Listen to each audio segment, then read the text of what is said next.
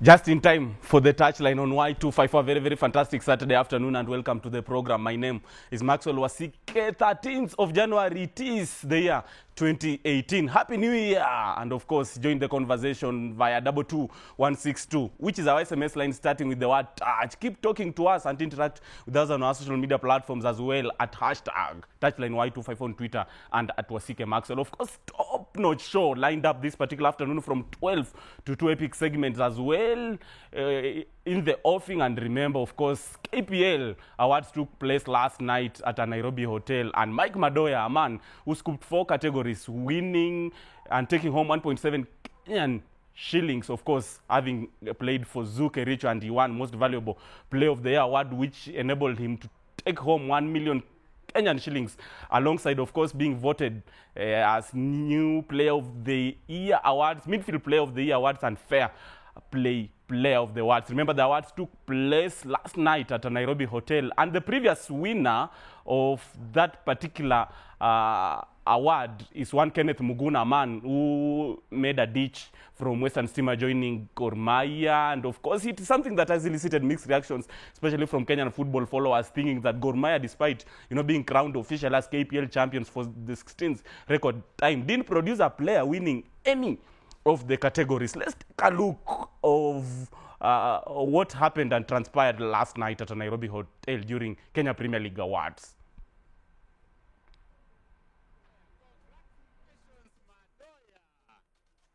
Michael Madoya, the MVP 2017 SportPesa Premier League Player of the Year. Michael Madoya from Zumbaya.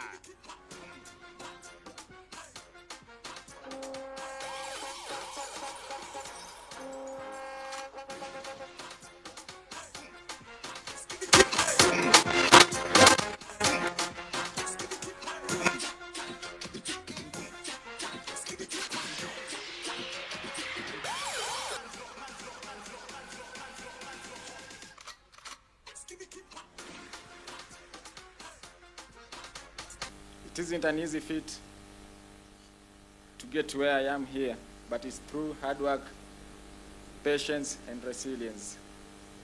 It's been a journey, and for Zoo FC, it hasn't been easy either. We have had ups and downs, we've struggled, we've been to court cases, the leagues have been stopped somehow along the process. It wasn't easy. And to achieve such an accolade, it's really an honor to me. I even like words to say, but I thank everyone and God. Thank you. Makofi kwake. Very good. Mike Madoya of Zoo Kericho speaking last night at a Nairobi hotel after, scooping 4 awards and taking home 1.7 million Kenyan shillings. Of course, being crowned a winner of Most Valuable Player of the Year. Overall, of course, he inspired the team Zoo Kericho, which were debutants of KPL last season, to finish 12th on the log of 18 teams. And remember, it's something that has received backlash from certain quarters of Kenyan football, following some thinking that Gor Mahia ought to have produced even a player winning any of the categories that were on offer. And remember, Sports Journalists Association of Kenya, which also had the awards last month towards the end of last year, voted for one Medi Kagere, Rwandese, and a striker who is playing for Gor Mahia as the overall Player of the Year award. So, who is right and who is wrong? Keep talking to us. 22162 is our SMS line starting with the word touch. And remember to interact with us on our social media platforms as well at Wasike Maxwell and at hashtag touchline Y254. Other offers that were available, remember, goalkeeper of the year going to Patrick Matasi. You remember him for his exploits during Sekafa Senior Challenge Cup, of course, inspiring the national team Harambee Stars to victory and being crowned champions at Kenyatta Stadium in Machakos County after beating their compatriots Zanzibar. And Patrick Matasi from Posta Rangers, who took home the title and trophy of Goalkeeper of the Year award. And Golden Boot award went to a man who's just joined Cape Town City from Kariobangi Sharks, Masood Juma, of course, having scored 17 goals last season to help his team Kariobangi Sharks, despite being promoted for the first time in top flight, finishing 3rd overall on the log. And his coach, William Luya, was also voted as the tactician of the year, despite, not beating FC Leopards in GoTV Shield to represent the country during CAF Confederations Cup, but inspired this team to finish third on the log. George Wise Owino, the veteran, being voted for as the defender of the year. Of course, he's plying his trade with the Slum Boys of Mathare United, and that is my team. Jolawi Obondo, you know, being voted for as the team manager of the year. Jolawi Obondo is from Gor Mahia. Then Aden Marwa, of course, assistant referee of the year. Then Lifetime Award, Chairman's Award went to Juan Franco Court, Chief Operations and Logistics Officer with Kenyan Premier League. So, KPL Awards went down last night at a Nairobi hotel, and Mike Madoya, congratulations to him, of course, something he didn't deserve, because as a man who is being voted overall as most valuable player of the year, you need to have helped your team probably finish in good position, but Zuke Richo finished 12th. What do you think? Keep talking to us, and remember, this will also be part of our discussion during the next interview with Robert Ochola from Kodbiro, Paul Polosa, journalist with Ghetto Radio from Kodbiro as well, and Roy Ochiengi, a man who was actively involved in organizing Amsha Bowl tournament in Kisumu, joining us on set to dissect about review of off-season tournaments and also analyze about, you know, KPL awards. And now away to Soya Awards, another Sports Personality of the Year awards, which will take place next week on Wednesday at KICC. The categories are officially out, and Football Kenya Federation is among the Federation of the Year award, of course, alongside Boxing Association of Kenya, Cricket Kenya, alongside Kenya Secondary School Sports Association, whose chairman was Livingstone Kimutai, a teacher man who passed on through a fatal road accident. Then Sports Team of the Year, Gor Mahia, who are the KPL champions overall for the 16th record time, are among that particular category, alongside KCB Rugby, which were the Kenya Cup and Enterprise Cup champions, alongside Under-19 Cricket National Team, Kenya Police Hockey Team, and Viga United FC, which was promoted to top flight from NSL after, you know, emerging the winners of the second tier. Then Sports Team of the Year, women, of course, National Women Volleyball Team, the Malkia Strikers alongside Telcom Hockey Team, National Women Cricket Team alongside Kenya Lioness Rugby Team, then and Under-20 Starlets Football Team. Then Sportsman of the Year, overly Darwin Mkidza, the captain for KCB, alongside Elijah Manangoy, Athletics 3000 steeplechase champion there, of course, being included in that particular category. Then Consensus Kipruto Athletics as well. Eliud Kipchoge, man who's bagged several accolades this season, London, of course, also coming in that particular category, alongside Geoffrey Kirui, and of course, Athletics producing heavyweights who dominated in that particular category. Sportswoman of the Year, of course, Aida Aura from Rugby, alongside Edith Wissa Volleyball, Helen Obiri Athletics, then Faith Chepngetich 1500 meters world champion, then Edna Kiplagat, of course, the marathon champion, being included in that particular category. Remember, these awards will take place next week at KICC on Tuesday, and we shall be keeping an eye on that and keep you posted with how that particular pans out. And of course, away now from Matters Football to Kenya Cup. 5th round of Kenya Cup matches lined up this particular afternoon, and several matches will be played.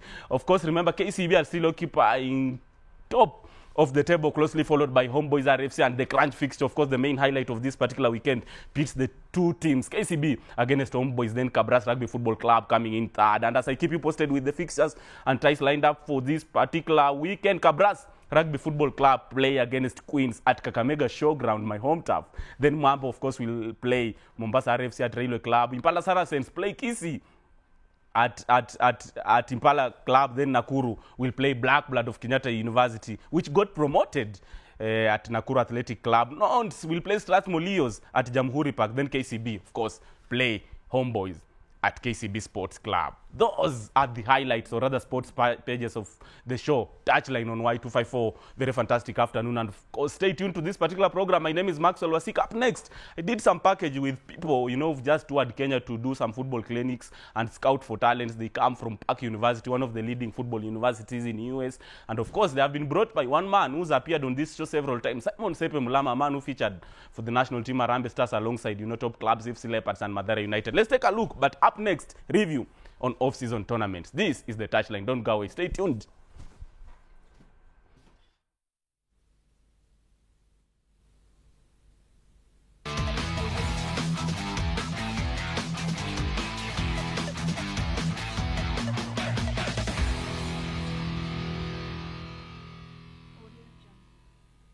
This is the touchline on Y254. My name is Maxwell Wasika, and on the show I'm glad and privileged to speak to two top football coaches from one of the leading football universities, Park University in the United States, and of course at the far right, Ephraim Shemels. I don't know if I have pronounced it right. And at the middle, Timo Kibune, of course, joining us for the first time. Happy New Year, gentlemen, and good to speak to you.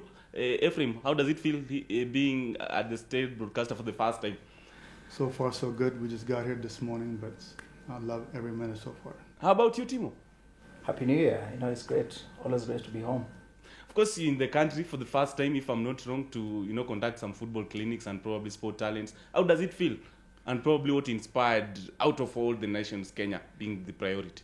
I look forward to it because, we have had a history at Park with the Kenyan players, both in the classroom and on the field, and success afterwards. So when somebody tells me to come to Kenya, I have no doubts, but it's where you want to be. Timo, by the virtue that you are Kenyan, are there chances that you contributed immensely towards Kenya being selected and given a priority out of all the African countries? Of course, because I went through the same process, playing at home and then got a chance to get a scholarship to go to the States. So I had to do that to, the guys back home and try to give them a chance and an opportunity to go out there and play. So this is great. So, Ephraim, in terms of places and chances that you seek to give to the Kenyan talent among the youth, especially those people who have got potential football-wise, what are these opportunities? How many number so far, and probably what are the modality and criteria are you factoring into in terms of selecting those kind of players? Good question. Well, first, it's a university, so we're looking for student athletes. You have to be a student first. And like I said in the past, we never had any issues with Kenyan players with grades. They were always, they did really well in the classroom and off the field as well. And so when I hear about the talent, we just want to see, I just look forward to seeing these kids, meet them and face to face. And probably the number, can you disclose? Yeah, we're looking about 5 kids, but for this year. But we're always looking, also to inspire some younger ones also for the future as well. So. And of course, over to you, Timo. Kenya has plenty of untapped potential, but there has been push and advocacy for proper youth structures, especially at the grassroots, where it's believed there is immense talent and they are lacking a platform to showcase their prowess. Why are you centering your focus around Nairobi alone? Actually, we don't say that we're centering everything around Nairobi. But you see, Nairobi is I could say, kind of like a hot pot, like everything is out there. Because if I remember very well, a couple of years ago, we got Saidi, yes. And he wasn't from Nairobi. I had come home for holidays and I went to watch a game because I played for Utalii, and Utalii at that time were playing, I think, Mathare or Mumias. And I saw him and I liked him, and then when we talked, hey, he was ready to go, and he became one of the, actually broke a record, and became... He set a record. He set a record, and he'll be going to the Hall of Fame very soon in Winthrop, But to talk about the youth and the platform that they need to have, again, we were part of the youth team. I remember growing up, there was a youth structure, and that's the basis of a good soccer player. Not forgetting that school is a part of it to play in college. So like Ephraim has said, we're looking for student athletes. Got to be a student first and then be an athlete, And probably have you done this before in another African country? And if so, what is the follow-up like in terms of those players you've managed sporting and how they are currently doing and the progress so far? It started as I could say, Global Soccer Network, GSN, and we were among the first Kenyan players to go abroad. So before, it used to be like just a region that people were just getting players from. And when we went there from Kenya, other players or other coaches were like, wow, how can you get players from Africa? And you can get players from Kenya every time. So if I remember very well, there have been players from Sierra Leone, there have been players from... Park University, traditionally, I've been there for 17, 18 years. Yeah. We had at least 10 countries represented on the team. So Kenya, obviously, when Simon and Eric and Odede and Chris and those guys came. Yeah. That was just that was a first group to come to Park. But since then, we've had, you know, some Kenyan, some Ugandan, some Ethiopian players, like you said, from Sierra Leone, from Ghana, Liberia. You know, like I said, we're looking for good student athletes. So, you know, Africa obviously has a lot of talent, and obviously, and when they do go there, and they do take advantage of the opportunity because they do well in the classroom as well. So.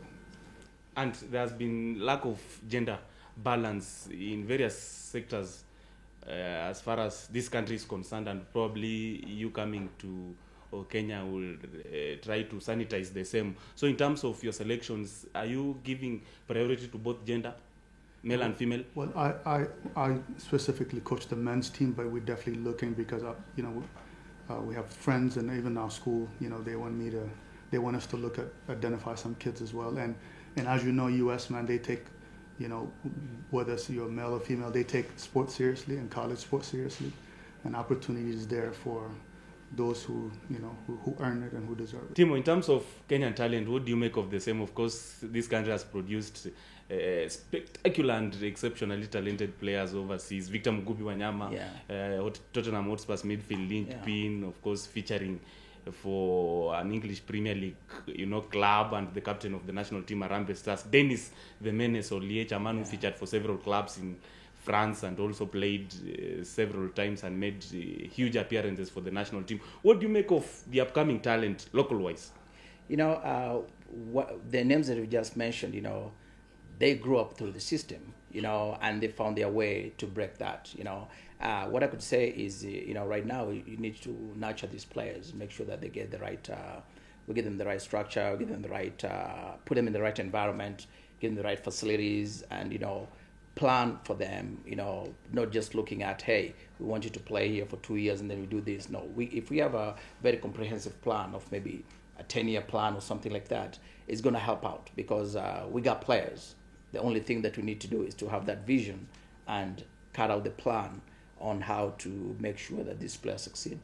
Frame, what's the comparison in terms of United States football and Kenyan football? United States, of course, talking about that country, it's a giant, a heavyweight, not in football, though of course they have failed to qualify for FIFA World Cup in Russia this year. But what's your comparison? Well, you know, I don't know how the rest of the world view the United States, but when they came a long way, and it's a big sport now, and there's a lot of talent there. And I think, you know, in a way, I feel like with a lot of international students, those students, the U.S.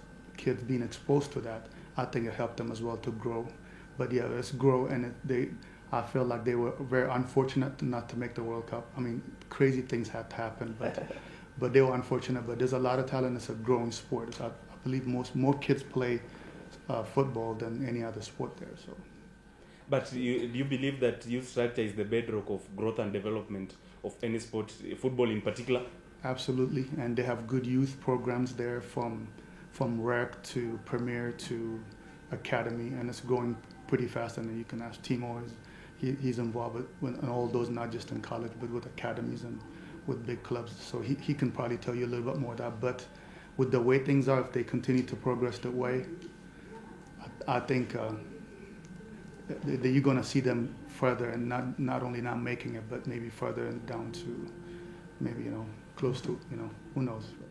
Timo, we've seen several top football coaches visiting the country several times to conduct clinics, even with the local coaches, and trying to spot talent. For your case, probably have you partnered with the local football authorities, like even Football Kenya Federation and other entities? That's a good question. You know, I always believe in giving back. Yes. And what I've done is, since I left, I got involved in coaching, and I've done a lot, you know, and I got my badges and I have everything. So anytime I come back, I try to correspond to the coaches who are, you know, I've dealt with national team coaches when Ghost was there, when Kim was there, because I knew them, you know, but I can't just butt in, you know, sometimes you got to respect whoever is in authority, you know.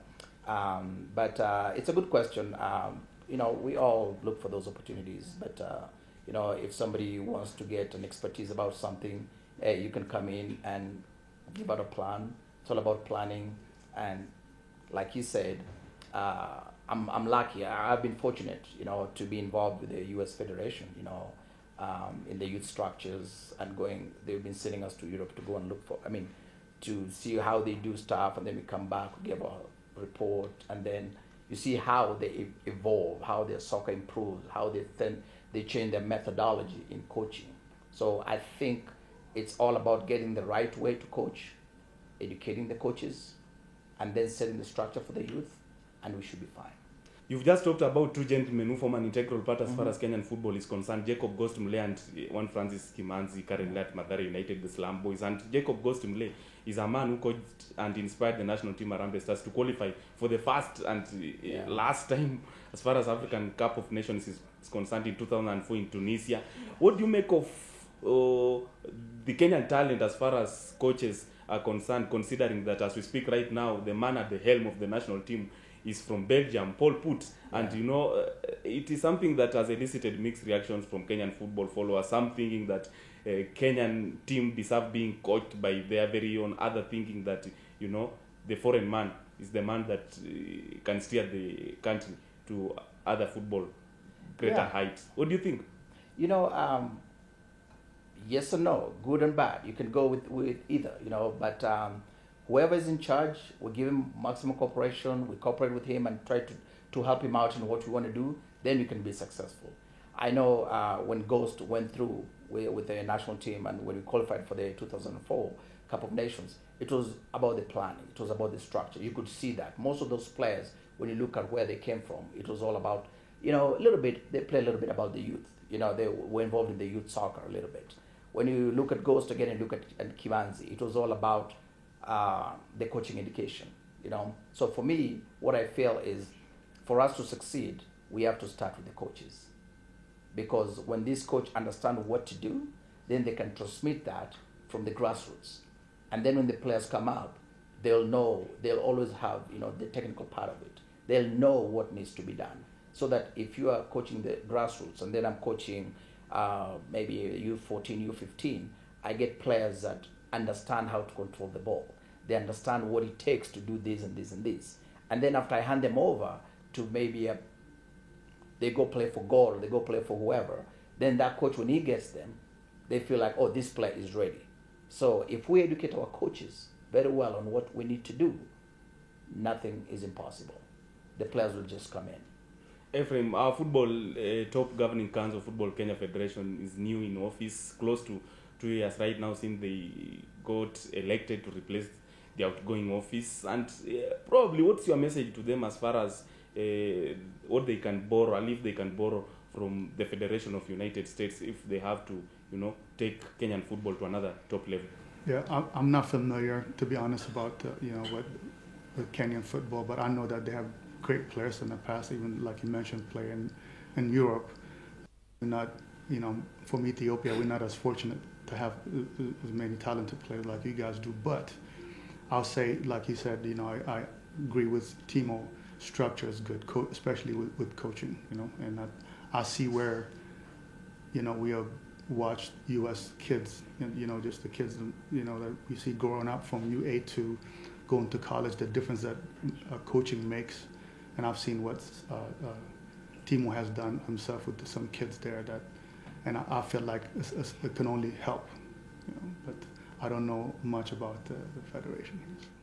Is there a likelihood where we can see top players who featured for United States in the national team coming to Kenya, to interact and mingle with the upcoming kids, Landon Donovan and even Tim Howard, the goalkeeper? Can we look forward to such a scenario? I don't know. I hope so for I know there's a lot of talent here, so, like Timo said, anything is possible. So. Timo, African football overall, what's your position about the same? Hey, African football is growing, there was a time we picked up, but there's always those mixed reactions. What I think is CAF should maybe have a very rigorous coaching education, because I'm all about coaching education. If they have those rigorous coaching education and the coaches go through that, they will be ready. It's all about being ready. That's why sometimes you say we're not respected in Europe, because I've attended some of those courses and you go there, you feel like, wow, they're going deep into it. I'm not saying we're not doing things right. I feel like we have very talented players, that are ready to go out and coach, make sure they get those things, and I think we're going to be okay because we have some great talented players. And is coaching inborn, and or probably you have to train hard to acquire the skills of a successful coaching person? Because we've seen top European coaches like Jose Mourinho who didn't even play football, and probably experts and pundits argue that it's inborn talent. What do you think? I think it's passion. Coaching is passion, is interest, it's dedication, it's commitment, having that willingness to succeed and being a believer, just making sure that the players believe in you. That when they look at you, they're like, coach, what do we do next? Like, if they can trust you can give them something, or you have everything for them, then they should be fine. And coaching is not about me telling you what to do. Coaching is about we reasoning out. I'm fortunate to be involved with the coaching education in the U.S. We coach coaches, and I'm one of the instructors. So one of the things that we do, one of the things that we talk about, and we try, that's how it's going now universally. It's called guided discovery or guided questions. You don't just tell the coach, like, command and answer, like, hey, do this and that. No. It's about, hey, what do you want to do? How can you do this? What can you do to be this player? You let the player interact, and that's how you can get something out of them. And I feel if we can do that, then, hey, any coach can coach. Not the best players are the best coaches, but sometimes you have an edge over somebody who hasn't played. But if you don't have passion and you play the game, hey. Ephraim, do you agree? And read from the same script with him? Yeah. I tend to lean a little more toward, I think it helps if you play. Now, I play the game, maybe not as high as level as Timo, and I think there's something to be said about somebody who played the game when he talks about passion. Yes. I cannot imagine coaching without demonstrating, So I think, you can see it in the kid's eye too, what you can always ask them for what you can do. So I believe that, but again, education is very important. Overall, your parting shot and last word? Well, for me, I'm happy to be here. I look forward to not only just see the kids that Simon has organized for us, but even for the future kids, for the younger kids, I'm looking forward to see this beautiful country that I always wanted to visit. So I'm glad I'm here. And I know you will get surplus talent than what you need. Are you looking forward coming to Kenya again and again? I hope so. There's a lot of pressure on these kids. They have to be a good ambassadors. So that's a good thing. Not just for my school, but we want these kids to have an opportunity to go to there's thousands of schools there that we want them to have an opportunity to go there. It doesn't have to be Park University. Timo, for you, your final word? My final word, hey, being a Kenyan and growing up here, we have a bunch of talent. I just want to say that, to be able to compete, we need to go down to grassroots, have a good coaching education. Don't just dish out certificates for anybody coming in for a 2-hour class. Hey, let them go deeper, let them understand what needs to be done, and the players will get it easy. Kids are like sponges. They get what you tell them, So we get to do a good job in our coaching education, and then everything else will be fine. We have a great talent, and I'm looking forward to Kenyan teams playing in the future, and I'm always out here to help. Anytime I come home, I interact with coaches and we exchange our ideas. Top-notch discussion on the touchline on Y25. My name is Maxwell Wasik. Of course, it's been a pleasure speaking to two gentlemen who form an integral part as far as football internationally is concerned. Ephraim Shemils and Timo Kibune, of course, coming to Kenya to conduct football clinics and select a few players, young kids who are passionate about football, so that they can secure scholarships to Park University, a leading football university in the world. It's been a pleasure. Stay tuned.